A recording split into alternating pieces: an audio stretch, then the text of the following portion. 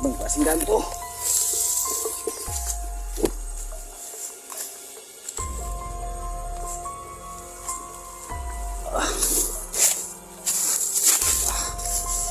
Grabe mga kadol.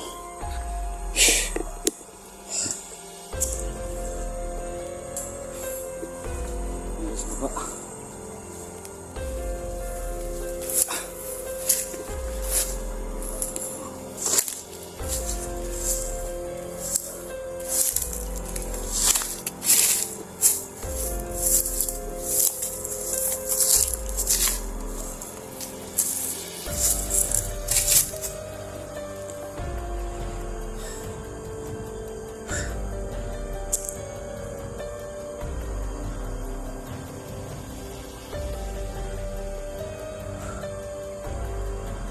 Nandito na po kami sa tuktok ng bundok mga kaidol. Yung lubi na tinitingnan natin sa baba. Para lang para lang sagbot. Napakahaba ng bukit ito. Bundok. Dito sa kilid.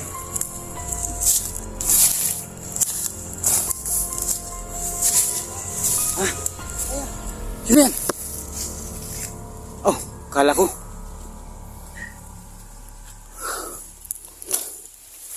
yung si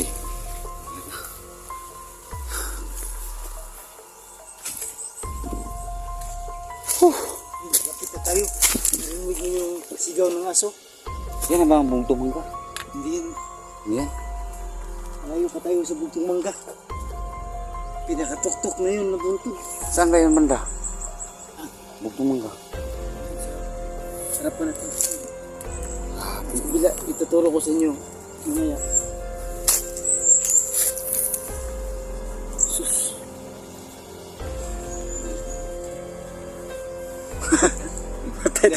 Patay tayo dyan. Sabi ni 69 mga ka-idol, makapauwi, makapauwi dito o hindi na. Yun o, tingnan yung mga saging doon mga idol, parang ano na, parang damo na. Yung malubi, ayan o. Tingnan yung malubi doon sa ibabaw. Parang damo na o. Yan. Kasada o. Itong kasada pa yung kailan ka. Narinig yung sigaw ng mga aso.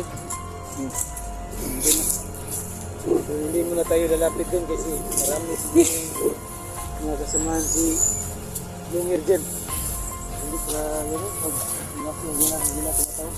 Yung sigaw na talaga. Pero itong buntod na to, makikita pa ito sa bugtong mangga. Oo, umbawan ito sa bugtong mangga. Grabe na buntod. Ang bugtong mangga yung pinaghahabog. Doon talaga ang kuta ni Commander Lungit. May mga tanong dito, may naghahabog po lahat. Mga tanong ninyo eh. Kamurik mo yung tanong nyo, mga tanong dito. Gulay-gulay na mga bisa. Pagpuno po ng tanong ni Lungit. Napagod kami. Nakakalula yung sobrang taas dito. Doon tayo, no? Sapa. Pero ako pa. Pagod na ako. Pagawa tayo ng zipline dito palang araw. Yun na. Nabuli pa ako no. Doon tayo. Pumasok kami dyan. Bundok na yan. Doon kami sa bundok. Yan. Ayun, saan na yung sapa na yan? Dyan yung ako nahuli. Sa loob ng gubat na yan.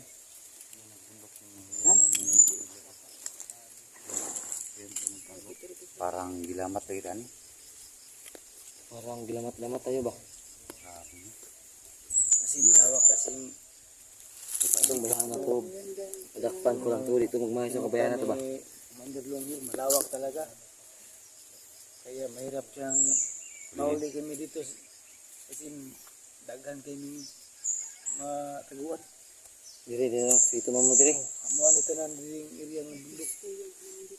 Pero sa muna din juga magbalik og balido. Hindi na kayo magbagpo naman ko. Napuyog na ko sa inyo. Tanawan yung bundok ko. Salamat gani ko kay inyo kung tabangan magpag-ukong nabuhi. Bagong buhay. Yan So, yung pala na pangalan niya, Nagbigay anak. yung alias na is killer kasi siya talaga yung mapatay. Magkakita ng tao sa mga anak. So kayo namiwa makita sa mga anak. Asa mo di mo anak ron? Tuwa sa akong mama kung bibili. Siguro masipil na to daan tanan niya. Dito, biyaan man sa akong asawa daw sila ang mga akong nabalitaan.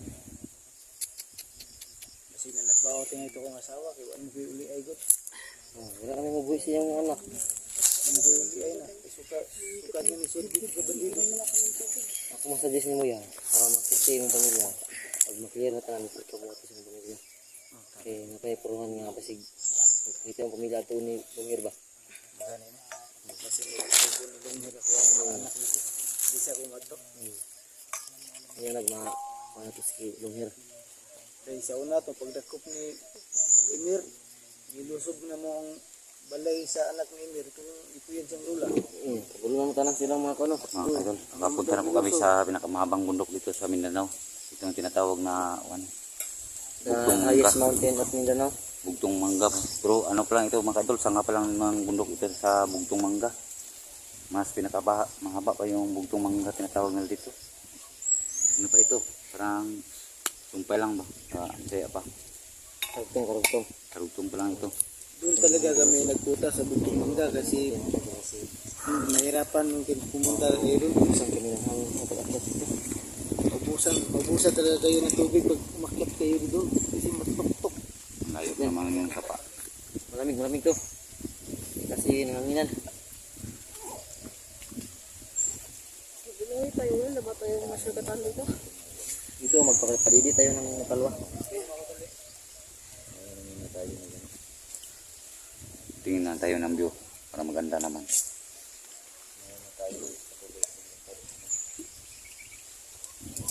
Siguro mas maganda yung background natin. Mas maganda yung view kasi. Kani wala yung agianan ni katungan sa tuyok ni paano Yaw. ito paingon sa Bugtong Mangga. Bidalanan nito no? Kasada. Kani kasaro ko. Tagaytay gani paingon dito bugat ning sundong katinggayo ay gani. Laksog dito. Tingnan natin. Diyan muna kayo ha. Kahit ito, may gulay pa ito mga kaidulo. Kahit nasa iba po ng mangga, sa tuktok ng bundok mga kaidulo. Pero meron pa rin mga tanim. Yan o. Mga klase mga tao dito sa mga bundok. Mahilig magtanim. Kagaya ko, mahilig rin ako magtanim. Kaso lang wala akong pambili ng pangtanim. Buti na lang yung kaibigan ko ang bigay ng seedlings para itanim ko. Kunti lang yun pero okay na yun. Basta mayroon lang. Kasi talagang lugar ito. May mga daanan ka dito mga kaidol. Kahit na sobrang napakataas na bundok na ito. Pero may daanan pa may daanan pa. Ito, sa dulo doon. Malayo naman doon. Parang ano naman yun. Kita natin, tingnan natin mga idol. Ano kaya yun? Ano kaya ang lugar na yun?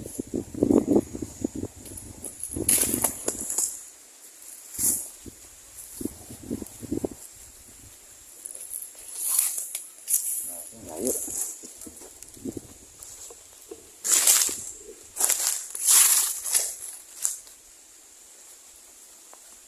Ayun, punta. Ha? Bakro gagyan ni. Sayang na yun. May kulang para harvestin natin to. Magalitan tayo na may-ari niyan mga idol. Kasi na ano lang ako mga idol na ano lang ako sa mga gulay ba. Na ibog ba sa Bisaya na ibog ko sa mga gulay mga idol dito sa bundok ko. Ang taba-taba talaga. So kung doon pa lang sa amin ka, itatanim na kita. Pero ayaw ko mag ano ng mga similya dito mga kaidol kasi hindi naman ako masamang tao para magnakaw ng mga ganito yung mga similya. Gusto ko lang sana unta magtanim ng ganito. Pero sige lang. Hindi natin yan pakialaman kasi hindi sa atin yan. Magtanim lang tayo ng atin para walang problema. Andito pa oh, ang dami talaga ibog talaga yung mga pananim na dito. Sayang naman yun. Parang ano na, parang ma-harvest na ito. Kasi ano, tanda na.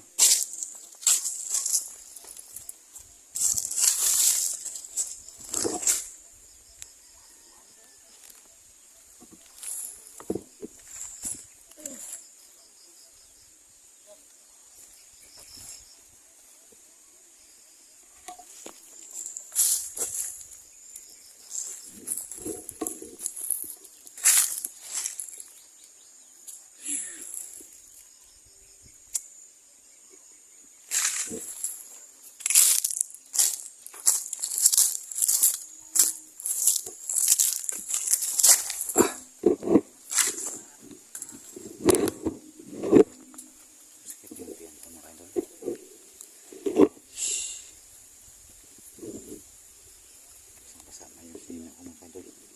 Masakit na yung tiyan ko.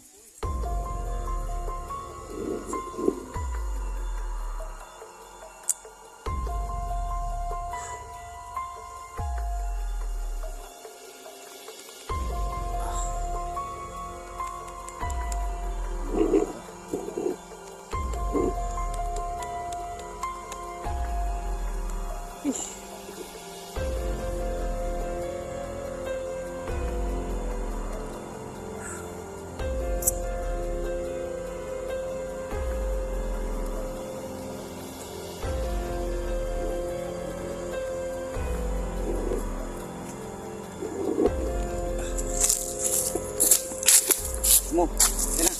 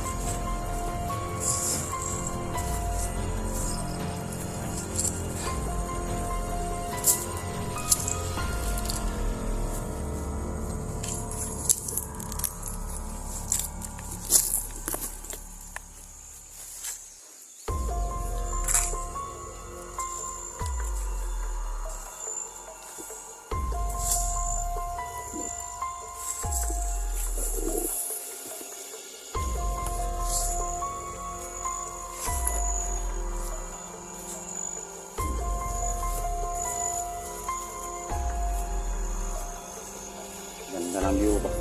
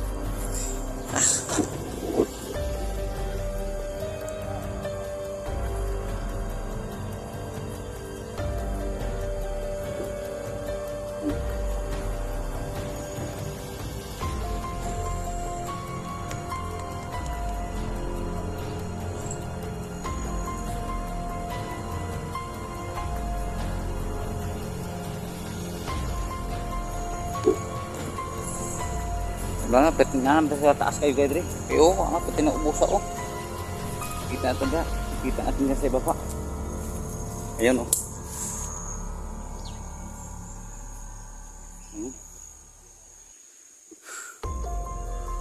Yun o, laki ng lawak doon. Hindi na makaya sa cellphone ko kasi hindi ko namin.